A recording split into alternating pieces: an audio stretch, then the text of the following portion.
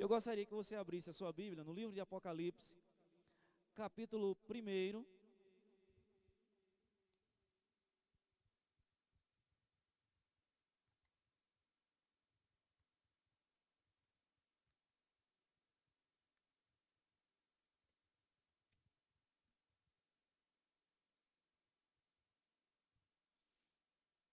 Hoje à noite o pastor Daniel não está, ele está na congregação de Orolândia, então por esse motivo ele não está aqui hoje à noite. Apocalipse capítulo 1, do verso 1 ao verso 3.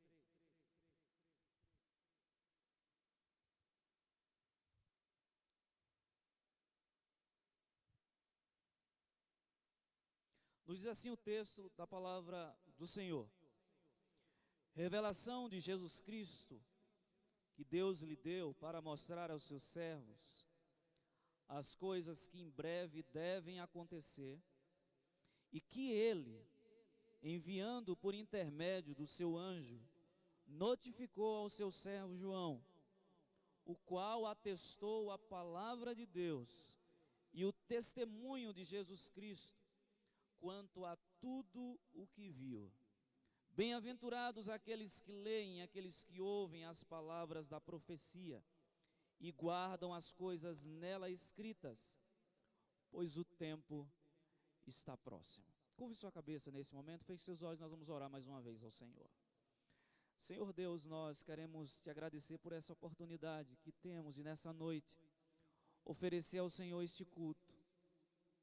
Já oferecemos, ó Deus, alguns cânticos espirituais, orações, também devolvemos ao Senhor aquilo que te pertence, os dízimos e ofertas, e nós te louvamos porque o Senhor não nos tem deixado faltar nada. E nesse momento te pedimos, ó Deus, que tu fales ao nosso coração por meio da tua palavra. Que essa palavra edifique o coração da tua igreja, que fortaleça a fé da igreja, renove essa igreja que vive num mundo hostil à fé, mas é a igreja vitoriosa, porque ela está em Cristo Jesus. E a mensagem de Apocalipse é que Cristo venceu, e por isso a igreja também é vencedora, e nós cremos no Senhor e na tua palavra. Por isso nós oramos agradecidos. Amém. Meus irmãos, seja qual for o sentimento que as pessoas tenham em relação ao Apocalipse, como eu acabei de mencionar, o fascínio, ou o medo, ou a curiosidade, o fato é que esse livro foi escrito para consolar a igreja. É uma mensagem de consolo, mesmo que ela desperte esses sentimentos tão variados, de medo e de pavor em alguns. A igreja estava vivendo um período de intensa perseguição, principalmente por parte do Império Romano. Muitos estavam sendo presos e mortos por causa da pregação da palavra e por causa do testemunho de Jesus Cristo. Inclusive o autor do livro, o apóstolo João, ele escreve de uma ilha chamada Patmos, e ele estava ali na condição de prisioneiro. Ele foi levado ali como prisioneiro, e a partir daquele lugar, Deus mostra a ele uma série de visões, trazendo ao seu coração a esperança de que a igreja que estava no vale da tribulação, essa igreja é a igreja vitoriosa, a igreja do Senhor Jesus. Ele provavelmente foi escrito por volta de 95, 96, no final de um reinado de um imperador chamado Domiciano, que foi um dos mais terríveis carrascos da igreja nesse período. Então, nesse momento que a igreja estava sendo assolada pela perseguição, Deus leva o seu servo para esse lugar, permite que ele seja preso, e lá Deus o fala. Deus fala ao seu coração aquilo que iria acontecer, como diz o próprio versículo 1, as coisas que em breve devem acontecer. Agora, uma dúvida que as pessoas têm, e nós sempre temos, quando lidamos com esse tipo de texto, de literatura, a literatura apocalíptica, que é cheia de mistério, de figuras, de símbolos, é como interpretar esse livro. E existem pelo menos três maneiras de abordar o livro de Apocalipse. Uma delas entende que tudo que está escrito ali já se cumpriu. São os chamados preteristas. Eles dizem, olha, nada do que está no livro de Apocalipse vai se cumprir, porque tudo já se cumpriu na história da igreja, ao longo da sua história. Há um outro grupo também, que são os futuristas, que dizem, nada do que está lá já se cumpriu. Nenhuma profecia, nenhuma visão que nós encontramos em Apocalipse já se cumpriu. E existe um terceiro grupo ainda, que entende que algumas coisas já aconteceram, que estão narradas no livro, e uma porção de tantas outras estão reservadas para o fim. O fato é que o livro conta a história da igreja, desde a primeira vinda de Cristo até a consumação de todas as coisas, quando Deus vai trazer julgamento e vai estabelecer o novo céu e uma nova terra. Agora, antes da gente prosseguir na nossa exposição, sempre que a gente faz exposição de um livro inteiro, a gente apresenta uma estrutura para que a gente consiga compreender como o livro, as partes estão relacionadas entre si. E por que o autor escreveu tal coisa em tal lugar e não em outro lugar. Então eu gostaria de apresentar rapidamente aqui uma estrutura para a igreja de como o livro de Apocalipse está organizado. Ele está organizado em 7 sessões. E cada uma dessas sessões reconta a história da igreja ou detalhes dessa história. E cada sessão, as sessões são paralelas, porque elas repetem praticamente a mesma história, elas trazem um julgamento. E há um clímax no livro que ele vai crescendo, crescendo, até que ele chega na última sessão, quando chegamos no capítulo 20, quando diz que Deus vai trazer julgamento sobre os ímpios, ele vai resgatar o seu povo e estabelecer um novo céu e uma nova terra. Então, o livro de Apocalipse ele se estrutura assim. Primeira sessão, do capítulo 1 até o capítulo 7, até o capítulo 3. A segunda sessão, do capítulo 4 até o capítulo 7. A terceira, do capítulo 8 ao capítulo 11. A quarta sessão, do capítulo 12 ao 14. A quinta sessão, capítulos 15 e 16. A sexta, capítulos 17 a 19. E a última sessão, capítulos 20 a 22. O tema geral do livro é a vitória de Cristo e de sua igreja sobre o dragão, Satanás e os seus seguidores, a besta e o anticristo. Com base nisso, eu gostaria de dar um título a essa série de sermões, Os Imbatíveis. Porque a mensagem do livro de Apocalipse é essa. A igreja está inserida num grande conflito, numa grande batalha. E quando você lê todo o livro, você percebe que o tempo todo o texto está falando de conflitos entre a linhagem do povo de Deus e a linhagem dos inimigos. Mas a mensagem mais forte do texto é, apesar de Satanás às vezes imprimir algumas derrotas contra o povo de Deus, e aparentemente parecer que ele vai vencer, Cristo é vitorioso, juntamente com a sua igreja, e ele trará julgamento sobre Satanás e sobre os seus seguidores. Então nós vamos expor hoje essa primeira parte, que está aí do versículo 1 ao versículo 3, que é uma introdução, onde João vai apresentar o tema do livro, que como diz aí, é a revelação de Jesus Cristo. Apocalipse, irmãos, é uma revelação de Jesus Cristo. Esse é o primeiro ponto que eu gostaria de tratar. E essa declaração está explícita, clara no versículo 1, quando aparece aí, revelação de Jesus Cristo, que Deus lhe deu para mostrar aos seus servos as coisas que em breve devem acontecer. Então, o livro inteiro, ele vai fazer uma exposição da pessoa de Cristo e também da sua obra. Então é uma revelação da pessoa de Jesus e daquilo que ele fez na história para salvar o povo de Deus. Eu chamo a atenção primeiramente aí no versículo, que Apocalipse, apesar de muitas vezes, por conta da sua figura simbólica, dos seus símbolos, ele encobria algumas coisas. Na verdade, o livro, a palavra Apocalipse significa revelação. Ou seja, é descobrir, expor, tirar a nuvem, tirar aquilo que está encoberto. E o livro vai fazendo isso o tempo todo. Ele vai expondo, ele vai mostrando a pessoa de Cristo, o seu poderio, o seu senhorio e também a sua obra em favor da igreja. E aí ele diz assim, que é uma revelação de Jesus Cristo.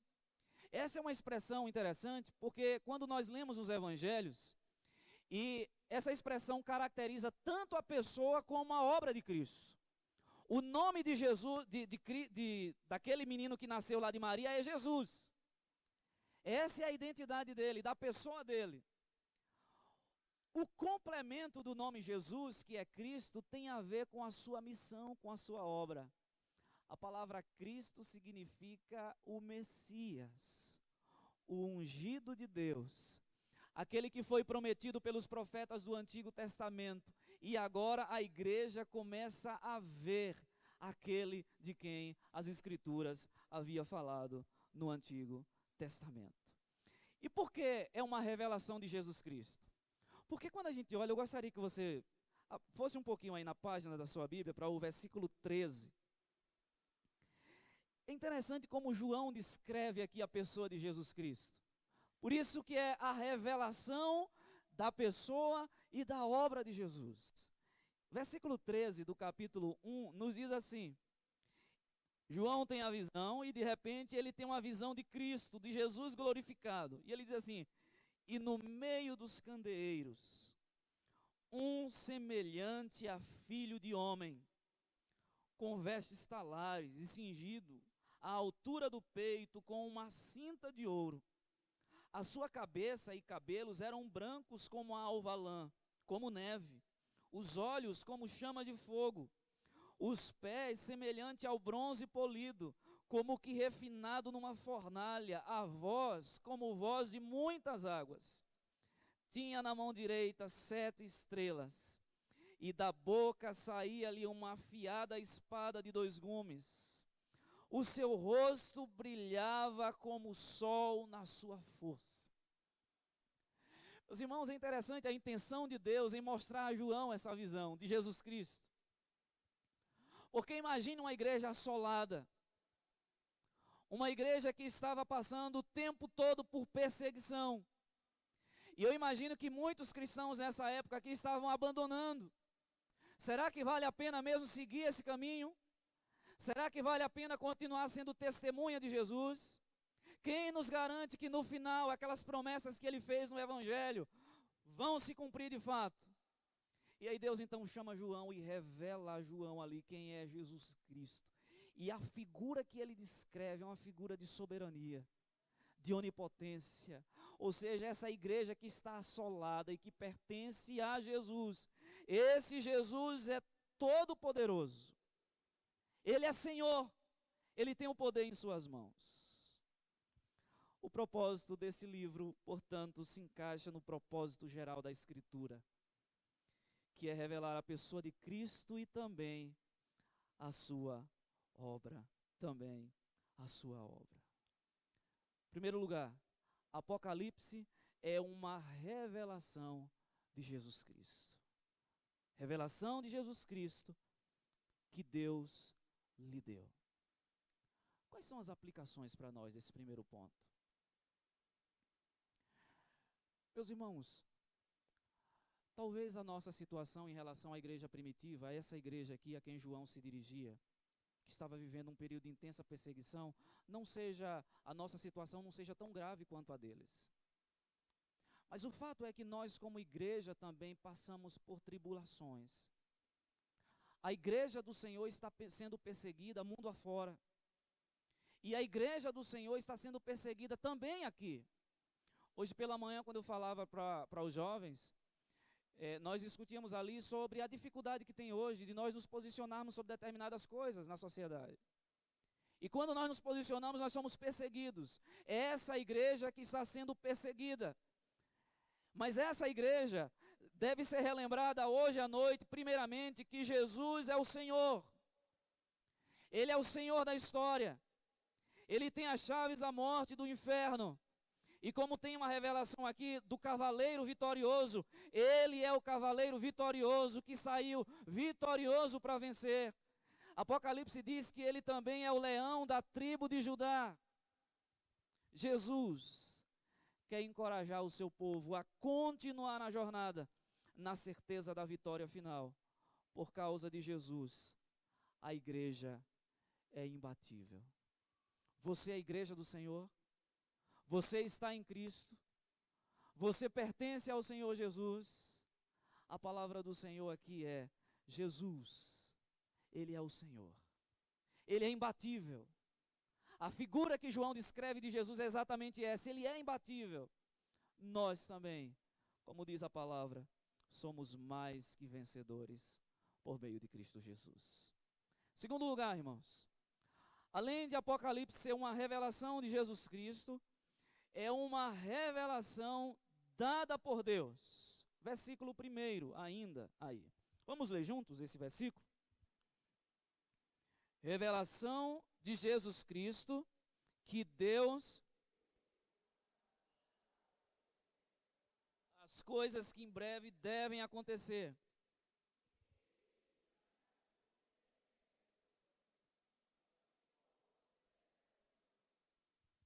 Foi o Pai que revelou o Filho. Foi o Deus Pai Todo-Poderoso que revelou o Filho. Interessante que numa passagem do Evangelho de João, escrita pelo próprio João, no capítulo 17, versículo 6, diz lá que Cristo veio ao mundo para revelar o Pai. O propósito do ministério de Jesus aqui nesse mundo, entre outras coisas, foi revelar o Pai, o caráter do Pai, o caráter amoroso, perdoador, misericordioso, bondoso. Mas aqui no texto de Apocalipse capítulo 1, as coisas se invertem agora. E é o Pai quem revela o Filho. É o Deus soberano que quer mostrar à sua igreja quem está no controle de todas as coisas. Quando a gente estuda sobre a doutrina da Trindade, a gente aprende que as três pessoas da Trindade, da divindade, o Pai, o Filho e o Espírito Santo, eles são da mesma essência, têm o mesmo poder, mas eles têm funções diferentes. O Pai, por exemplo, é quem criou todas as coisas, é quem planejou salvar. O Filho foi quem executou o projeto do Pai, vindo ao mundo, se encarnando e morrendo na cruz. E o Espírito Santo é quem aplica no nosso coração os benefícios da cruz de Cristo, do sacrifício de Cristo. Aqui nesse texto, nós aprendemos que Deus é um Pai amoroso, porque Ele decidiu revelar o Filho a nós, para que nós pudéssemos compreender o quanto Ele ama esta igreja. Essa igreja não está perdida, essa igreja não está abandonada, essa igreja é amada pelo Pai, e por ser amada pelo Pai, Ele revelou o Filho a nós, e a obra do Filho é suficiente para nos encorajar e nos fortalecer. Em João capítulo 12, versículo 49, o Evangelho, foi escrito por esse mesmo autor, João diz o seguinte: Jesus diz: porque eu não tenho falado por mim mesmo, mas o Pai que me enviou, esse me tem prescrito o que anunciar. Jesus diz aqui: eu não vim ao mundo para falar de mim mesmo, para cumprir a minha vontade, mas para cumprir a vontade do Pai que me revelou. Foi o Pai que me revelou, que me mostrou a igreja. Ele está subordinado ao Pai. A revelação é a respeito de Jesus, mas foi Deus quem lhe deu. Jesus faz o que é da vontade do Pai. O que é da vontade do Pai. Quais são as aplicações que nós podemos tirar desse texto aqui, dessa segunda verdade aqui, que Apocalipse é um livro da revelação que revela Jesus, mas esse Jesus foi revelado pelo Pai. O que nós aprendemos aqui é que o grande plano da redenção foi projetado por Deus. Certa vez um dos meus professores falou uma coisa e é verdade. Nós costumamos tratar Jesus como se fosse o querido, o do amor, que entregou sua vida por nós, e o Pai como sendo aquele justo, aquele que pune apenas quando nós pecamos, aquele que cobra quando nós desobedecemos os seus mandamentos. Mas quando nós olhamos para as Escrituras, nós observamos que o Pai é um Pai amoroso. Deus é um Pai amoroso. E Jesus realizou o que realizou na cruz. E se revela aqui no livro de Apocalipse porque Deus amou. Deus é um Deus amoroso. E eu gostaria de projetar essa figura de Deus Pai como um amoroso para nós. Deus ama o seu povo. Deus ama a sua igreja. Deus ama aqueles que estão em Cristo Jesus. A palavra do Senhor para nós, nessa noite, é: descansemos no amor eterno do Pai. Porque Ele revelou o seu Filho para mostrar que Ele está no controle de todas as coisas. Em primeiro lugar, Apocalipse é uma revelação de Jesus Cristo. Em segundo lugar, Apocalipse é uma revelação dada por Deus, faz parte do seu caráter amoroso. Ele queria mostrar à igreja que Ele está no controle, apesar de parecer que não. Em terceiro lugar, Apocalipse é uma revelação que deve ser testemunhada. Versículo 2. Vamos ler juntos? No final do versículo 1 diz que esse Jesus que foi revelado pelo Pai, Ele enviou essa revelação por meio do anjo, e esse anjo notificou ao seu servo João. Agora o versículo 2 vai falar a respeito de João. O que foi que ele fez com o testemunho, com a revelação que ele recebeu? O qual...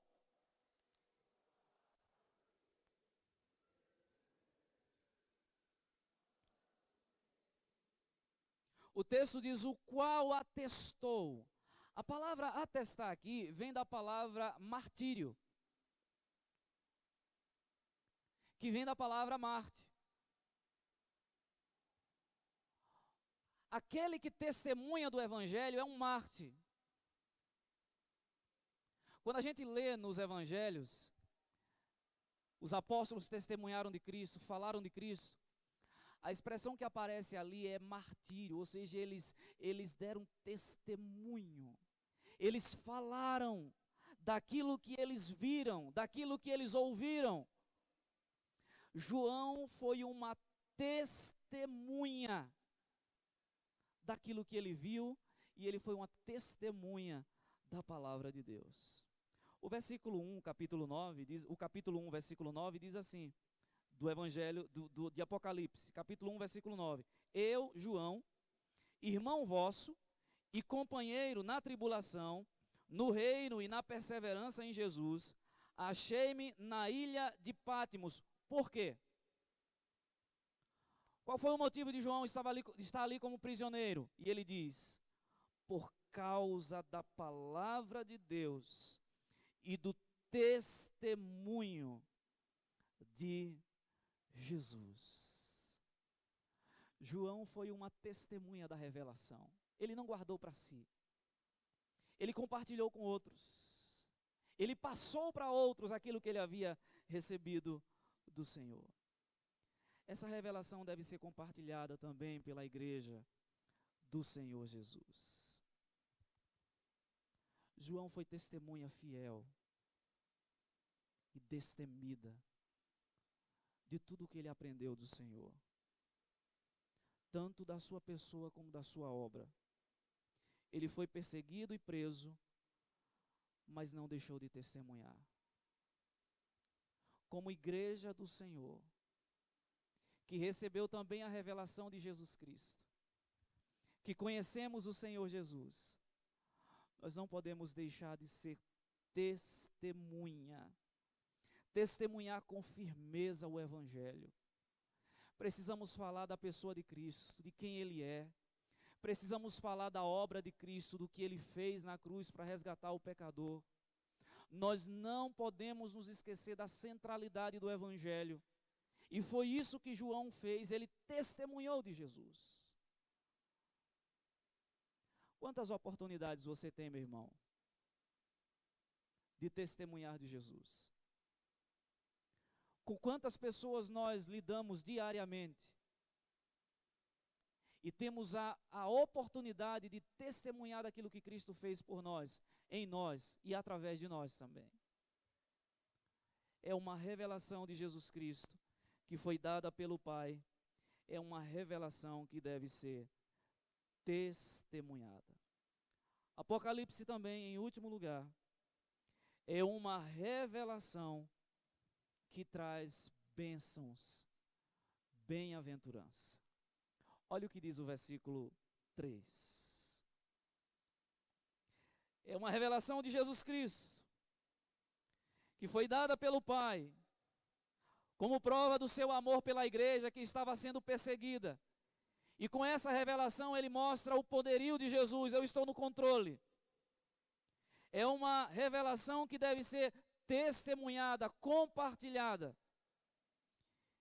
E o versículo 3 que nos diz assim: bem-aventurados aqueles que leem e aqueles que ouvem as palavras da profecia e guardam as coisas nela escritas, pois o tempo está próximo. Essa bem-aventurança aqui do capítulo 1, versículo 3, é a primeira de 7 bem-aventuranças que nós encontramos ao longo do livro. E o número 7, ele é bastante repetido no livro de Apocalipse. Porque 7 na Bíblia significa completo, perfeição. Então, nós encontramos essa bem-aventurança do capítulo 1, versículo 3. Nós encontramos outra bem-aventurança no capítulo 14, versículo 14. No capítulo 16, versículo 15. No capítulo 19, versículo 9. No capítulo 20, versículo 6. No capítulo 22, versículo 7. E no capítulo 22, versículo 14. Aqueles que de alguma forma, têm contato e são influenciados pelas palavras da profecia deste livro, serão abençoados. Bem-aventurados, felizes, aqueles que leem. E aqui eu fico imaginando a antiga sinagoga, que era o lugar do culto dos judeus. E antigamente eles não tinham uma oferta de Bíblia impressas como nós temos hoje. Normalmente só havia uma cópia em cada sinagoga, que era o lugar onde eles se reuniam. E essas cópias ficavam lá no templo, uma cópia da lei, uma cópia das escrituras. E em períodos específicos o povo se reunia para ouvir a leitura da lei, dos profetas, para ouvir a Torá, a lei, os 10 mandamentos. Nós encontramos também episódios nos evangelhos que mostram que a igreja se reunia também para ouvir a leitura da lei. E a expectativa que eles tinham de dizer assim, olha, hoje é dia da leitura da palavra de Deus. E nós vamos todos para lá, para poder ouvir a leitura. Hoje a gente tem tanta oferta de Bíblia, né? Em tudo quanto é lugar. Mas infelizmente muitos não leem. O texto diz que aqueles que leem são abençoados. E sabe qual é o significado da palavra leem aqui? O verbo, ele está numa condição que significa o seguinte, é aquele que lê de maneira constante, repetitiva. Que tem uma constância na leitura, que tem uma frequência na leitura. Bem-aventurados aqueles que se dedicam à leitura da palavra de Deus. O texto continua e diz que são felizes também, abençoados aqueles que ouvem. A bênção de Deus não era reservada apenas para os que liam, mas aqueles também que estavam ali sentados ouvindo a leitura. Eles eram edificados, eles eram encorajados pela leitura da palavra de Deus. Eu fico pensando, irmãos, na experiência do judeu que não tinha a Bíblia em sua casa, e ele criava a expectativa e dizia assim: olha, qual é o dia da leitura da Bíblia? Nós vamos lá para ouvir. E eles todos sentados ali, e o líder da sinagoga, ou o sacerdote, se colocava diante das pessoas e liam a palavra de Deus ali para elas. A gente pode também ver, irmãos, hoje, que não sabem ler, ou que têm alguma deficiência visual. A Bíblia diz, meus irmãos, que aqueles que ouvem também são felizes, bem-aventurados. E aí, o terceiro aspecto aqui dessa bênção, que está sobre aqueles que guardam as coisas nela escritas. É importante ler a palavra. É importante ouvir a palavra, mas nós não podemos ficar nisso. É necessário guardar, obedecer, cumprir aquilo que nós lemos e que nós ouvimos da palavra de Deus. Meus irmãos, eu gostaria de caminhar para o final dessa exposição dizendo o seguinte, em relação a esse terceiro ponto: leia a Bíblia. Sabe por que João disse que são abençoados aqueles que leem, aqueles que ouvem, aqueles que guardam as palavras da profecia? Porque ele estava se dirigindo a uma igreja perseguida, assolada. Muitos estavam sendo mortos. E a leitura da palavra seria um momento importante para eles aprenderem mais. Seria um momento importante para eles serem edificados, encorajados, consolados. E nós devemos fazer isso também, assim como aqueles irmãos fizeram. Assim como a palavra de Deus recomendou para aqueles que estavam sendo perseguidos pelo exército romano. Eu finalizo esse sermão dizendo o seguinte: Cristo é o Senhor da igreja. Ele se revelou a João aqui, nesse episódio, para mostrar que Ele está no controle de todas as coisas. Eu gostaria primeiramente de fazer uma aplicação para você e depois uma aplicação para a igreja como coletividade. Você, servo do Senhor, não se esqueça, Deus ainda continua no controle de todas as coisas. Eu não tenho dúvida que muitos irmãos ali pensavam que o cristianismo ia acabar, porque a perseguição era cada vez mais intensa. E Deus trouxe essa revelação para dizer o seguinte: não vai acabar. Não vai acabar. Porque eu tenho o controle da igreja. Jesus é vitorioso. E a igreja do Senhor também é vitoriosa. Você que está em Cristo é mais do que vencedor. E eu não estou falando aqui apenas das questões desse mundo apenas. Porque do ponto de vista humano você pode até ser um fracassado.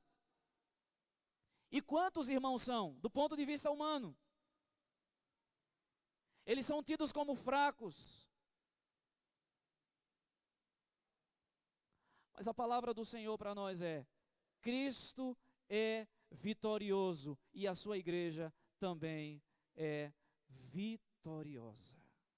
Guardemos no coração esta palavra, pois o texto termina com uma exortação dizendo o seguinte: o tempo está próximo. A igreja de Jacobina, a igreja do Senhor espalhada por toda a terra, ela pode passar por momentos de frieza, ela pode passar por momentos de desânimo, mas essa igreja jamais será completamente vencida, porque ela é a igreja do Senhor Jesus vitorioso. Amém. Curve sua cabeça nesse momento. Feche os seus olhos. E nós vamos orar ao Senhor mais uma vez.